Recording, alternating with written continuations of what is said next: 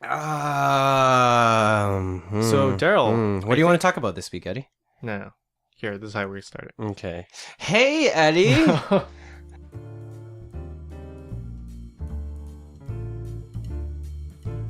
This is NeighboursIRL, a weekly challenge podcast hosted by Eddie Sang and Daryl Lee.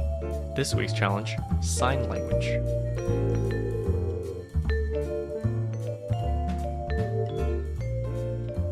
Follow-up vlog. Listening to last week's episode, I realized I was very curt, Eddie.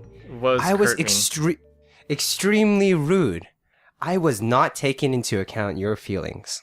Okay. When I said, here's my vision for the vlog, I forgot to counter ask you, what was your vision for the vlog? No, Okay, step back. Did you finish, by the way? I did not finish. I needed. We did I need it. another 3 weeks. We got him. I need another 3 weeks to polish this one up. Okay. Got him. Oh my god. What was your vision for the vlog, Eddie? Again, as much as you are being respectful, I think even though I don't remember you asking, but I think I just interjected anyways. Like I didn't have an actual clear vision for the vlog. And this made it about 20 times harder to edit and post. The reason why it's so hard for me to edit right now, my own vlog, it's because even in post, you can take the vlog 20 different ways if you don't have a clear vision of where you want to go. I recorded a lot of source footage of the camera pointing at me. Hey guys, I'm here doing this and blah blah, where that's more of like a candid in the moment type vlog. I also wanted to do a sort of first person perspective vlog. I also wanted to do a more produced vlog all at the same time. And there are so many times where I've edited something and I've just gone back and I've changed it up and up again. Like myself, I am primarily a video editor. I love taking the ashes of garbage and turning into something entertaining. And for me, this vlog is killing me because I think, as you said last week, no matter what it's gonna be, we're both gonna be disappointed in our own work because it's just not what we envisioned it to be. It's because our taste is so much better than what we can produce at the moment. I think it's just a disconnect between skill and expectation. Or skill and taste. Yeah. Like a violin player or like a violin enthusiast that has listened to a million violin songs and know like the correct timbre and like tonality he needs to produce on his violin. But the moment he picks it up, he just sounds like chalkboards on a nail. And there's that frustration between what you want and what you can do. Have you heard of a man named Ira Glass? Yes. So Ira Glass actually How would I not have heard of him? Please introduce Ira Glass to... Ira Glass is the host of one of the biggest or best like radio show slash podcasts of this century. It's called This American Life. And Ira Glass actually produced this sort of like, I think it was like a 10 to 20 minute video about taste, video, making content, and your skill and how that relates, and the power of anecdotes and stories. And I first was recommended to it by Dirk from Veristably. No, Derek from Veritasium. Oh, hell, internet. So Derek actually pointed this video out to me a long, long time ago, and I still watch it from time to time. And it's just so simple, so straightforward, and yet I think it has a great message on how or why people are just so constantly disappointed in their work that they produce. Did he have a message on how to push forward despite the disappointment? Yes, he did, actually. So his advice in this video, first of all, pause this podcast and go watch the video.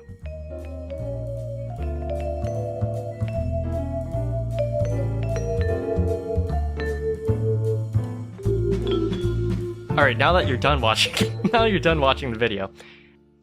His advice is to set deadlines for yourself and just create work and just be accountable for yourself. Just push through with just an overwhelming amount of work. Because the only way that you're going to get from where your tastes are and what your actual skill is just to close the gap between that and just sheer forcing yourself to get better. Which I think it's a cute message. It's a message that people need. I think, as I've said in a podcast episode a few days ago, no one needs to be told not to exercise more. Encouragement, I think, is the way to go when it comes to most people, because getting started is the hardest part. So getting started on producing volumes of work, getting started on, if you want to be a vlogger, making vlogs. Like, you can't not vlog and call yourself a vlogger or want to be a vlogger. You just need to do the thing that you want to do. Which I guess, I don't know if you have any thoughts on this topic, but I want to segue into a very type of important skill that is attained through this. Would you please allow me to do this? Unless you have something to say about taste and skill. Co-host, the floor is yours. So I've been trying to work on this quadrant of skill called the non-urgent yet important type of skill or activity. Now, what I mean by this is these are the types of activities that you could skip every once in a while, but in the long run, you want to do these things consistently if you want to achieve a very large goal. For example, exercise. If you want to lose weight, get healthier, you don't have to exercise and eat healthy every single day because it's non-urgent, but yet it's important. So if you want to, eat healthy and be healthy and get fit over a long period of time, you need to consistently go to the gym or, consistently strive to eat healthier every single day, even though, there's no fire under your chair telling you, hey, you need to do this exactly right now. So those things are what I think that me and you explore on this podcast a lot of the time.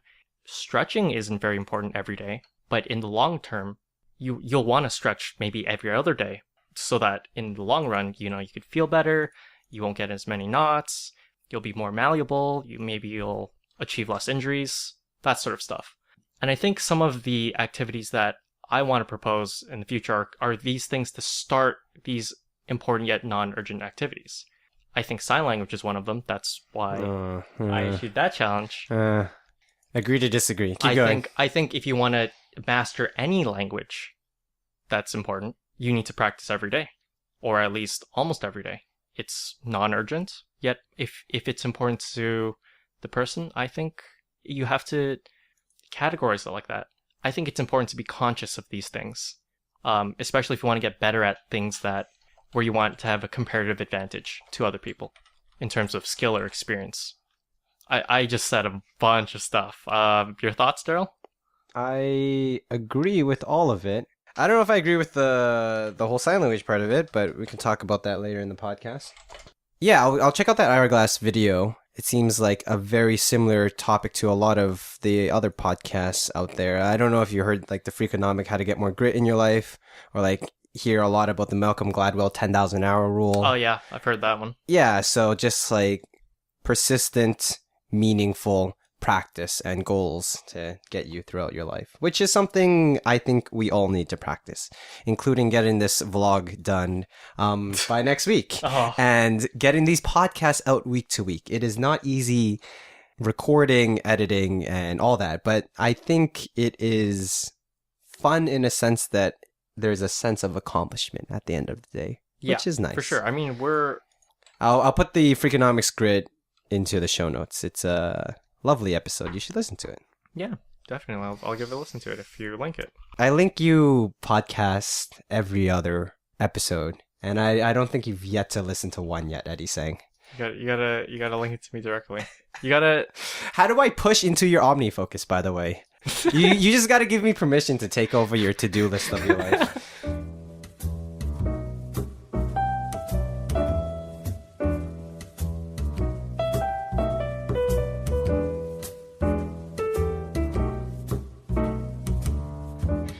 Daryl, you know what I really enjoy doing? What, Eddie? Well, what I really enjoy doing is not watching movies. All right, try one more time. Try one more time. It turns out that there's a movie that we've both watched before And we have Oh God. maybe semi-strong opinions, Arn, called John Wick. All right, we're doing this. John Wick and John Wick 2. Oof. You know, Eddie, when you stated that you liked the movie, I was very surprised. Please, give your cold notes or spark notes on this movie, please. Well, the plot of the movie is there's a hitman, a mob hitman, and he retires. And then one day someone kills his dog, and he goes on a revenge spree. Keanu Reeves is the main actor of this movie. And I thought that while it was a great performance on the part of the choreography of the action parts, I felt the action was incredibly realistic in terms of how it was positioned. Or at least it felt a lot more real than maybe I thought. And I enjoyed that, I would say, lighthearted, feel-good nature of the film. Like, you know, it's just an action movie. Jesus like, Christ. as just an action movie, I thought, The body count. as just an action movie. So you're saying it's just an action movie. it's a movie that didn't take itself too seriously. No. As when I look at it from just an action movie perspective, like, I'm like, yeah, whatever. Just like, I just watch people like, die, and and the movie's not trying to win an Yeah. Oscar or anything, or like try to break new ground for like in terms of like a movie 101 or like a movie film study degrees point of view. It was just an action movie. yes. There you In terms of that perspective, I thought it was a decent movie. I thought it was above average movie in terms of that perspective. But in terms of Keanu Reeves' believability as a hitman or as a soul for revenge, zero believability. I did not believe for a second that John Wick was a vengeance of death that comes around and kills people. He was too good, too cold about it. I did not for a second believe that John Wick wanted any revenge whatsoever. In terms of the expression, even the scene where, you know, he's like exploding out of the chair. Oh, maybe I'm back. Maybe I'm actually John Wick and blah, blah, blah. I'm like, well, here's a tissue, Keanu Reeves. Just stop it. Like, stop crying. Like, Jesus. Like, I did not for a second believe the character. In fact, I really so like do the wish- dialogue acting, Yeah. like a C or a B minus, but the action for you, Yeah. A plus. It felt like the whole world was pieced together perfectly around it, but Keanu Reeves as like that actor, that vengeance for death.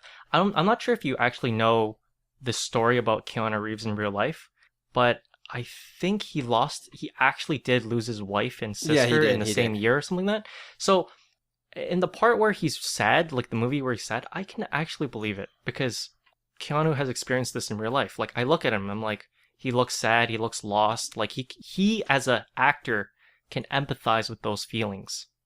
Now, when someone shoots his dog, Keanu Reeves, like, you're a lost and sad soul. Like, you don't need to be angry. Just, you know, peace on earth. But then he goes, "Oh, I'm John Wick," and like, it was his wife's angry dog. things. But it didn't feel believable in that okay. sense. Do you agree? Do you agree with my assessment, or what did you feel about that assessment? Honestly, like you, I looked at John Wick as a whole bunch of action sequence, like pretending to be a film instead of a film. You know, like a film uses action sequence to like carry the story, Right. but this, like John Wick, kind of uses action sequence instead of a story. So, Interesting.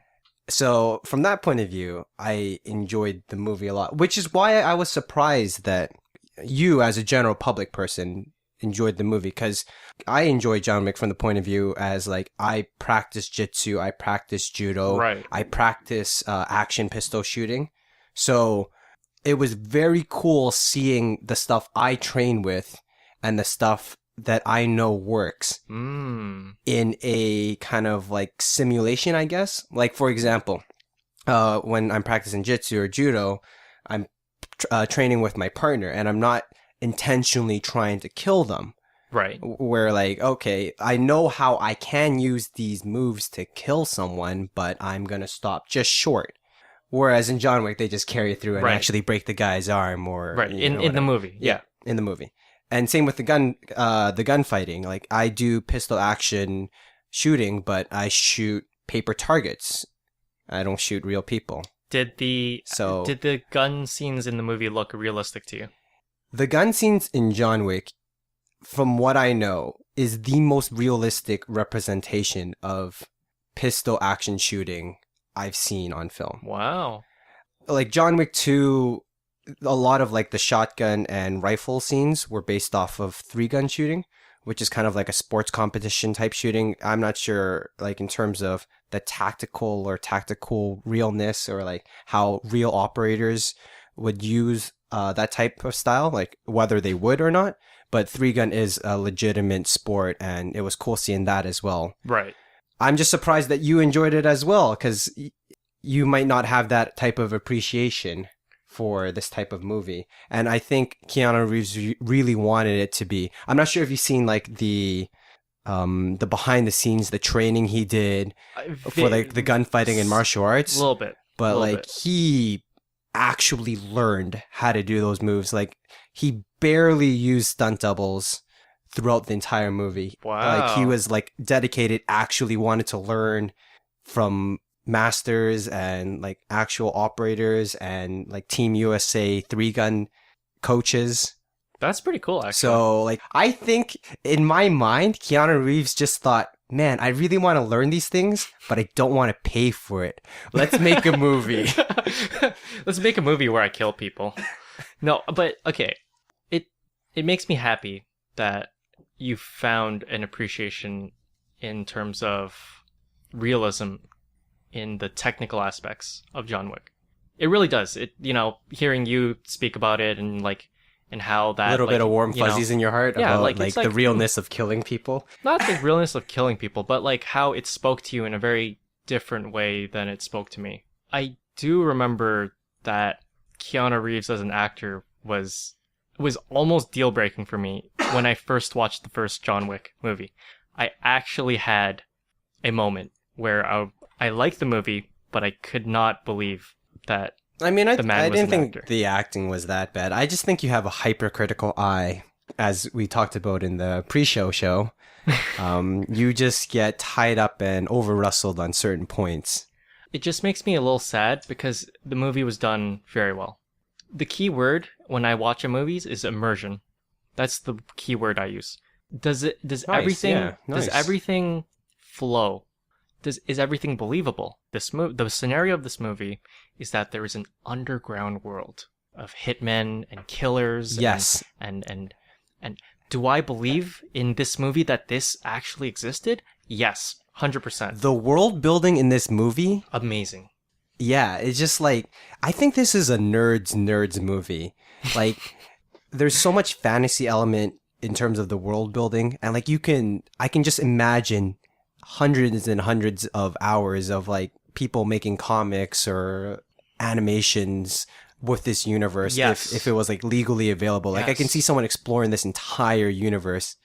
Yeah, I'll agree with you. I think the action and the world building made up for the dialogue at certain points. But did you think the same thing about John Wick 2? We'll say that for later. But first, for John Wick 2, would you do the honors of the exposition? Basically the same movie. You give John Wick some reason to be in a whole bunch of action sequence, and then he starts doing the action sequences. A lot of fan services, like the, killed someone with a pencil scene. That was pretty fun. There's a bunch more world building with the kind of underground mafioso underworld, with the whole Continental and everything. I thought that was pretty fun. And it was just everything good about John Wick 1 multiplied like 1.5 times, or maybe even 2 times, maybe even John Wick 2 times. Yeah, I enjoyed it. Did you have any very memorable moments in either movies? John Wick 1, the immediate first scene where he takes out about 10 to 12 hired guns who is invading his house. Yeah. That was when I realized this is a nerds movie. Sorry. Nerd's not the right word. There's the community of people who are like firearms and martial arts enthusiasts, and a lot of them has to stem with like kind of appreciation for operator type military units. So for example, like Navy SEALs or whatever. Like I consider those people nerds. Like I think the whole community is kind of interesting in that way. But anyways, the house scene was like one of the most memorable to me because I saw a lot of what I trained with nice. in that first scene. And then in the second movie, memorable ones was like the initial 3-gun action where he's like running through the catacombs and like picking up a shotgun, picking up a rifle, and like using a pistol, like the 3 guns to like take out more hired guns. That was very memorable. And the mirror museum sequence. Right. Yeah. I don't know how to describe that, but I thought in terms of like whoever was like director of photography for that scene was very good at setting. I have a lack of words for like how to describe like technically what I'm thinking, but it's kind of like a very 300, like, you know, the movie 300? Yeah. Esque, where like it had the kind of comic book over the top style. Like I thought that mirror scene like really set a great style for John Wick and action sequence and all that. The most memorable part for me was the mirror museum scene. It was tense, immersive, as you said. I think so. When it comes to me, again, keyword immersion, right? Suspend your disbelief. Can I believe this movie for what it is? So the most memorable scene for me is when John Wick arrives in Italy and he sits down at the Continental, and then the headmaster of the Continental in Europe sits down with John, and I think he says the most impressive line that sort of just you finally understand how deep this underworld mafia madness goes. He looks at John straight in the eye, serious voice, and goes, "Are you here for the Pope?" Just that one line. Are you here for the Pope? It just goes to show. He looks very confused, like, no. No one is safe in this world. Anything, like, there are almost no rules in this world. And anyone can be... Like, anyone's fair game. Yes. As long as you're not in an intercontinental, of course. As long as you're not in that hotel that you can't kill people in, and as long as someone has the money and wants to kill you, you'll die. Like, pretty much. That's how deep I thought that world went. And as soon as that line went out, I was like, oh my god, I got the heebie-jeebies. I'm like, I just want to see what happens next. Like, I want So that was a good point of dialogue for you. Yeah. Like, at that point, my immersion was like, at its max. I fully believed what this movie had to offer me in terms of story building. And I thought John Wick 2 worked way better in the second movie than it did in the first movie. I don't think we needed any exposition of his dead wife or whatever dog in Russian, blah, blah, blah, blah. Like, it's just not believable. I want to see a cold-hearted killer just do his work. Just do his job, man. Like, that's really what it is. Amazing choreograph. Exactly. John Wick 2 isn't like a super passionate, angry guy. He's a cold-hearted, cold-blooded killer. Doesn't say a single word. Stabs you in the throat. Professional. Do you remember in the first movie when he was executing the dude's son, the mob boss's son? The mob boss's son was like, "It's just a dog. Like, don't, like, oh my god." It's just a prank, bro. Before he even finishes his sentence, John Wick, Keanu Reeves, doesn't say a single word. Just snap shoots boom, him in the head. Executes him. That's John Wick in a nutshell. That's why I was so confused as to why there was so much anger and puberty in the first movie. But I love the second movie. It really showed what it was all about. And I'm excited for the next movie. Is there going to be a John Wick 3? Well, the second movie is called John Wick Chapter 2, which makes me think that there will be a Chapter 3. Look at that. John Wick 3 brings back writer Derek Kolstad. Guess there's going to be a third one. Very exciting. Oh, the second one ended off in a... I can't imagine where they're going to go from there. You're right, Yeah. Let me include those links to like all the choreograph and like the 3-gun training that John Wick did. I think that might give you a higher appreciation for the type of training he did.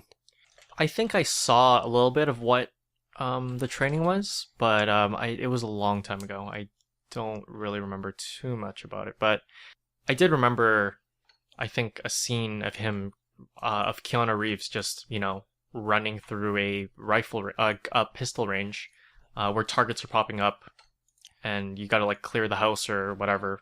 Seemed fun. It seemed cool. Oh, it is unbelievably fun to do that stuff, by the way.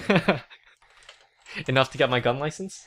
I mean, in Ontario, I wouldn't recommend it. I don't really know how the Ontario scene is, to be honest. Like, it's kind of crowded here, so it's hard to get into. In Calgary, it was a lot more friendly. I shot IPSC out in Alberta, which is like this international pistol shooting like competition. That was a lot of fun. One thing that I'm confused about is I am confused as to why I'm into like the military and firearms and martial arts.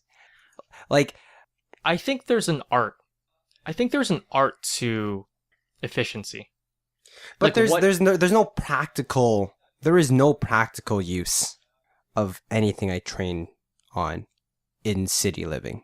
In city living, there's no. like this, like John Wick and John Wick 2 is like a nerd's fantasy of what might happen and like what like the fantasies they want to live out. That's what I think John Wick is for like people like me who enjoyed the movie. It's like a fantasy of what we would want to do without consequences. Like, I don't actually want to kill people, but I think it'd be cool to be able to kind of flex my ability to use these platforms or use my body as a tool to do these action sequences.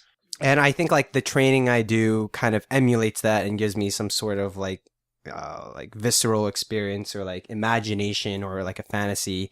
But sure, let's assume like that's I really enjoy that, which I do, and like a lot of people enjoy that, which is why like this is super popular now. But I'm curious why I enjoy it at the heart of it. So I don't know why I like what I like. So I don't go out of my way to learn about guns or operators or having appreciation for that. But I think that I've watched enough those EDC videos. It's like, oh, what do you carry? And they're generally from Americans, right? Because Americans have freedom and Second Amendment, and they carry a lot more firearms than which I think any other. It's kind of irresponsible, but that's a whole can of worms. Right. But so, let's keep going.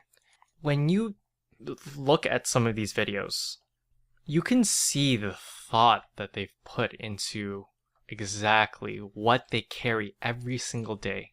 They've thought about how every single piece in their kit works. Oh, I have a pen that doubles as a knife, or as like a stabby tool, and my firearm goes under like 3 inches under my left thing. It's not that bad, okay? It's not as nerdy as I put it out to be, but what I'm just trying to get at is it's kind of nerdy. It is nerdy in the fact that they've put a insane amount of thought into every single piece that they have, and I think there's just an art or a beauty of knowing or of being in a state of preparedness or appreciation. Readiness. Yeah, the word they use is like tactical readiness or like emergency readiness. If you've practiced for a very, very long time and you draw your firearm, how confident are you when it comes to a target range? Or like that you could hit this target? Like me personally? Yes. Like if I had my setup, I can hit anything within 20 meters pretty confidently. Exactly. With a really quick draw, yeah. So okay, let's assume like, I want to be the type of person, like let's say I live in the United States.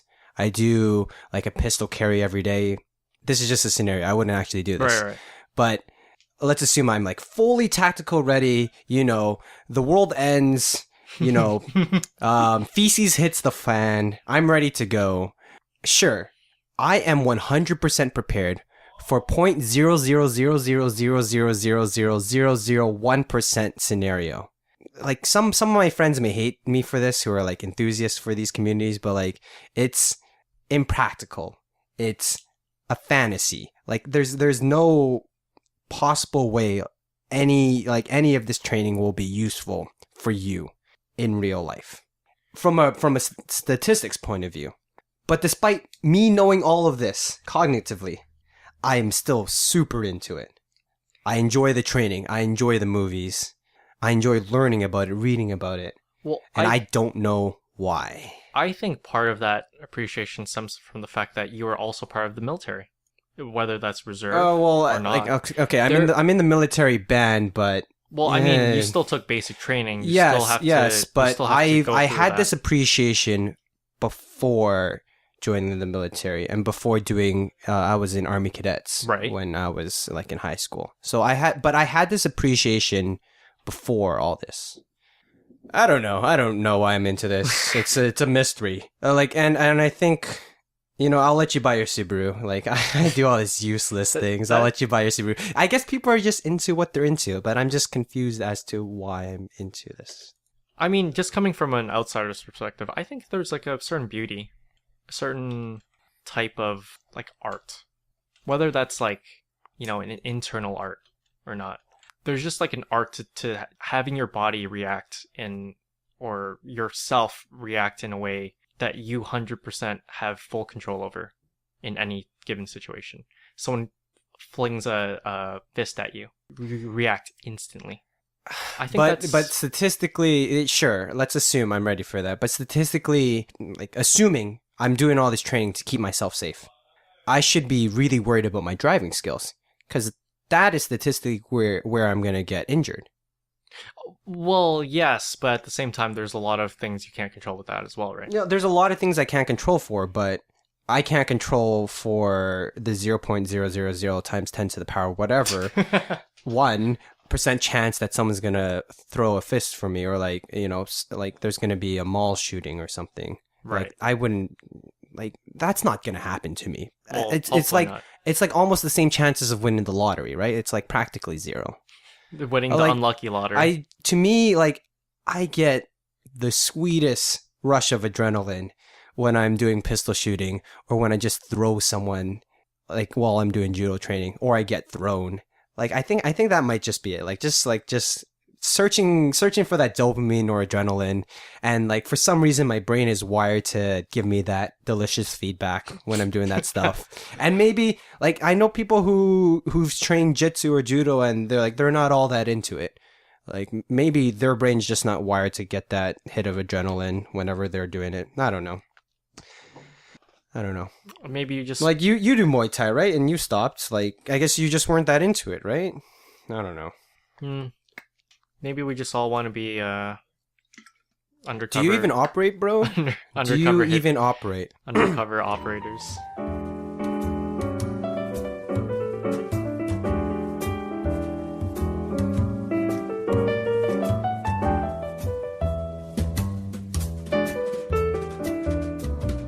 One thing you did mention for the John Wick appreciation is that you felt it was real. And as I discussed with you, the reason why it felt like and looked like those action sequences were real is because they were based off real training. Right. Since when does Hollywood care about real, though? Which is why I was very surprised such a great movie was made. Like, for example, I have some exhibits for you to look at. Okay. I don't know if you've watched the previous movie that Keanu Reeves was in. A little popular movie. Came out about 10 years ago. You may have heard it. It's called The Matrix. Oh. Here is a fight scene from The Matrix. Okay. Where they're actually using kung fu. A fight scene where they're actually using slight amounts of kung fu and different sort of things inside. But like the style of the choreography is so over the top and so like what people think fighting is, or like not even what people think fighting is. Like it just seems it's just so Hollywood. But like it's what people enjoyed back then, and I really enjoyed watching The Matrix as an 8-year-old kid. Not sure if my parents. What do you mean? Like people don't think that gunfights are slow-mo bullet scenes? No, I think the information age and like the internet access and all this has given us more of an appreciation and like the learning of what's practical and what is actually useful. in the 90s, wrestling was really popular. Right. And there's like big fads like, oh, is wrestling? It was like a big question: was wrestling real or not? You're talking about like WWE. Yeah, yeah. Whereas like it's completely staged, but it's like over the top and it's like entertaining of like what people think action is. It's still real to me. Damn it. Yeah, but then UFC came along, which is real, and I think I just see this interesting trend towards people, one, knowing what's real, and two, appreciating what's real being reflected in Hollywood. I don't know. Flip to the second tab, Exhibit 2. I'll include all of these in show notes. They're just the Matrix subway fight scenes, the Matrix, the lobby scene, where like the gunfighting is completely different. Like, they just have the unlimited magazines, just firing 500 bullets out of one magazine. It's just over the top, like action flips and everything.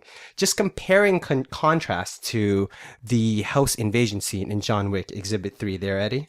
Like in John Wick, there's no over the top. It's all very realistic. They count the rounds in the choreography. He reloads when he needs to. Like the punches feel real.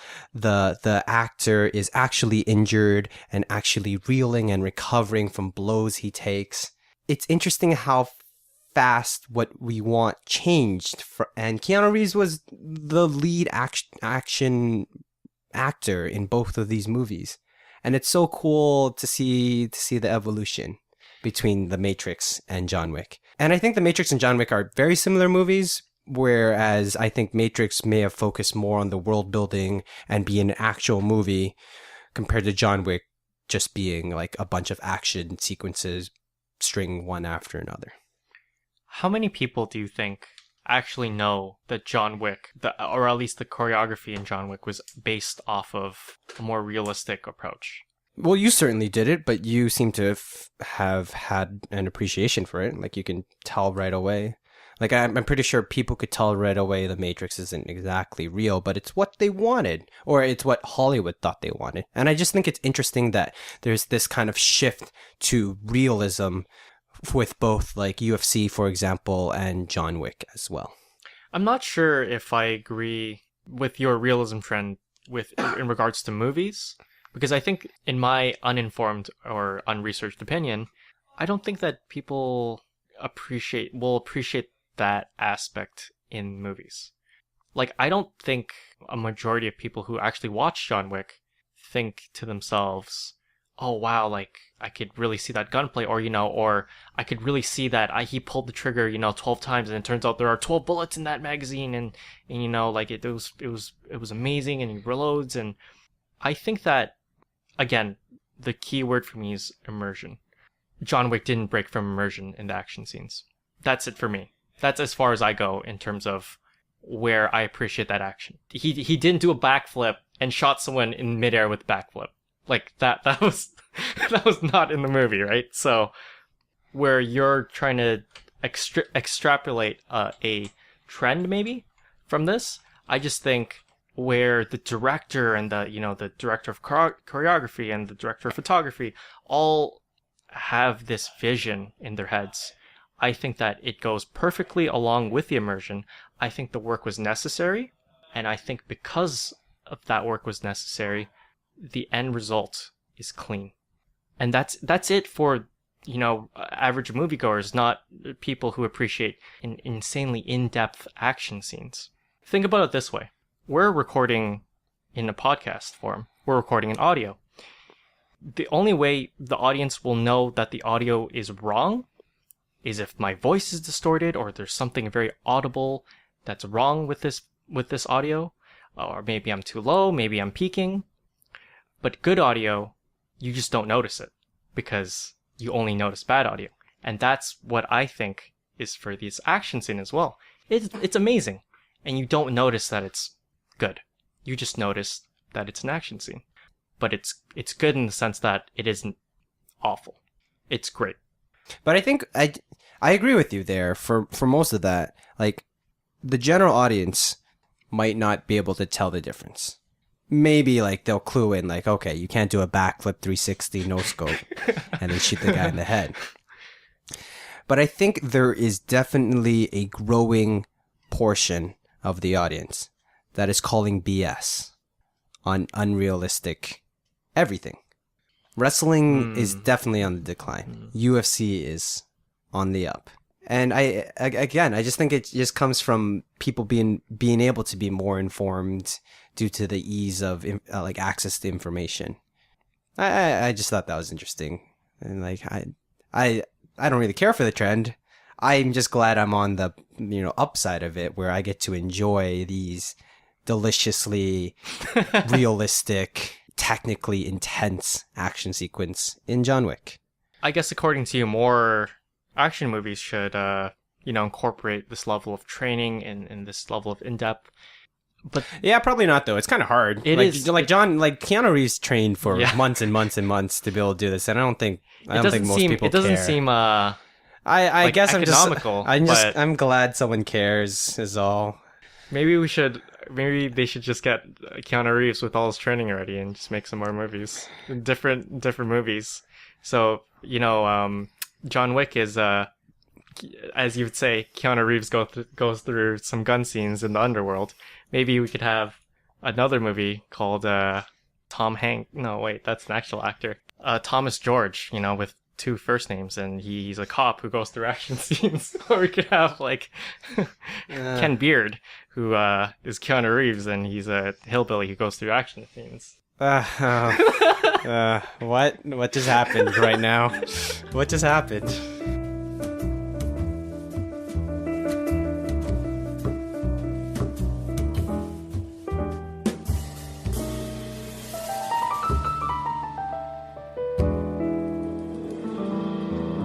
Challenge. Oh, hello there. Challenge. Wait. I think you meant to say...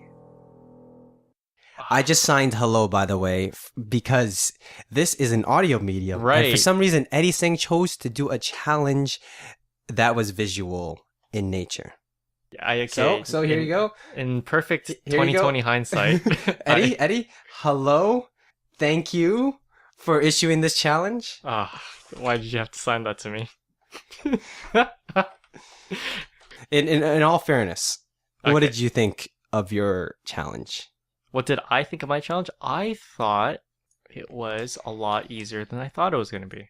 Yeah, well, you gave us the whole list of hello, goodbye, nice to meet you, thank you, mom spaghetti, and... Which I didn't learn. I just ended up learning mom's food. Did you end up signing NeighboursIRL? There was no sign language for IRL, by the way. So you have to sign it with the letters. So, in real life, no, I didn't do that. let me see you do it right now. So this is Neighbours, and this is IRL. There we go. Which the audience has clearly enjoyed my signing of it. I thank you. Everyone must be standing and applauding right now. I could hear it from the future. I could hear it from the void. Thank you. It was beautiful. Grazie. We could both be in on it and pretended like we both learned sign language, and no one would know. In real life, we didn't learn anything. Anyways, yeah, it was with the list. With the list, it was okay. I did it in the last half hour, by the way, before I came over. That's fine. So, what did you find easy about it? What did you find hard? I mean, there is a very comprehensive resource called the internet. Right. And, being able to learn 7 words or phrases just for an hour is fine. But I don't think I'm going to remember hello, goodbye, mom, spaghetti, tomorrow. I'm going to completely forget it. So, I mean, it's nice to know that the resource is there, but I don't know. The thing about language is that it is a easily perishable skill. If you don't practice and use it on a regular basis, you're not going to be able to remember it in a week's, months, years time easily. Here's the thing with the sign language that you were given. The sign language that we used was American Sign Language. And what does this follow very closely to? This follows very closely to English structure. So for me, when I was learning sign language, it was like a mind to body connection to brain connection and back to the body into the mouth that I've never had before. Like everything just felt like it stuck so quickly because I could say the words, hello, thank you, nice to meet you. I could sign the words. I could think the words. I could think and sign in both a way that I could understand. So when I was trying to learn these words that I provided for both of us, I was just crushing through this list, and it generally I'm very bad at remembering things, but I just developed these mind to body connections that it seemed so natural to me, and it just stuck. A lot of it stuck. I could look at the list of words that I had, and I had all of them done already, with the exception of Mom Spaghetti, because yeah, I googled that one. I found a Reddit article linking to a video that was taken down where someone was signing Eminem's concert. And in the comment, it said, "Oh, I wonder how she did Mom's Spaghetti." And someone commented below, "She ended up signing Mom's Food." No, that's not good. We need to come up with a sign for spaghetti. So, I mean, here are the words that I remember. So I remember how to sign hello, good, bad, fine. I could sign the letters okay. What is your name? Question mark. Nice to meet you. Yes, no, please, sorry, thank you, NeighboursIRL, and understand.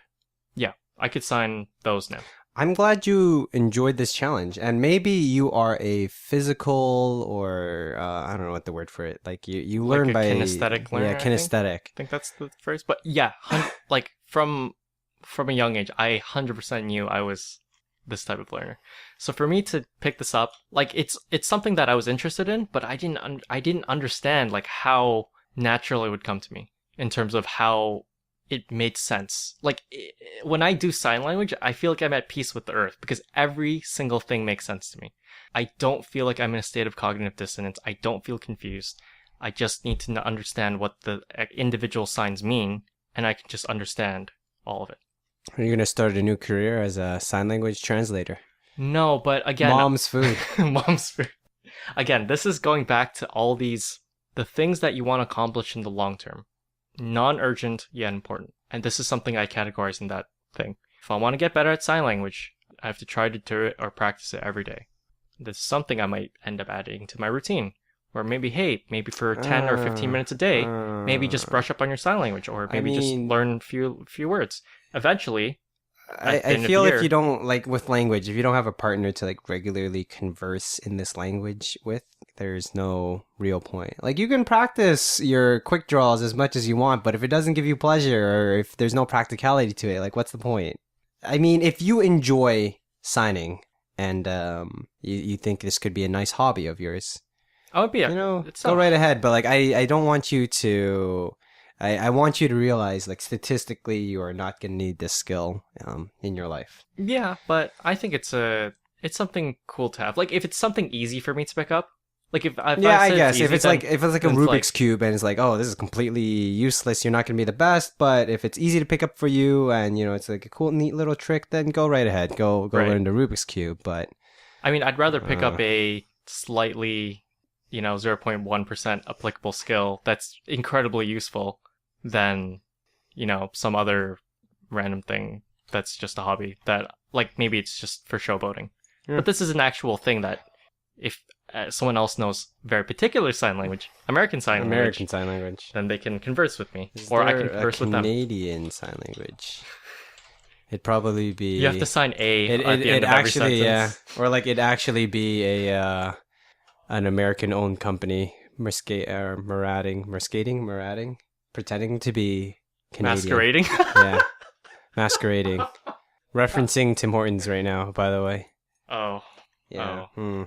Too soon. Did you see that McDonald's or Tim Hortons? Here we go. Come look at this. I'll link it in the show notes. It's just like a heritage minute about Tim Hortons.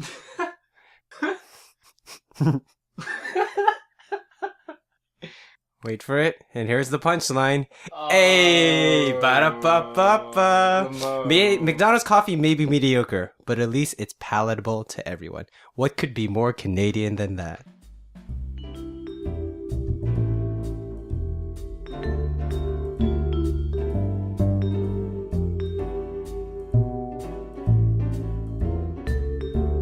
This week's challenge, Eddie, I want you to cook 3 meals for yourself or for your family if you so desire. Okay. But I want you to cook at least 3 times this week. You can cook more if you want, but you have to do at least 3. And then report next week what you cooked and how were your results and what your feelings on cooking are. Alrighty.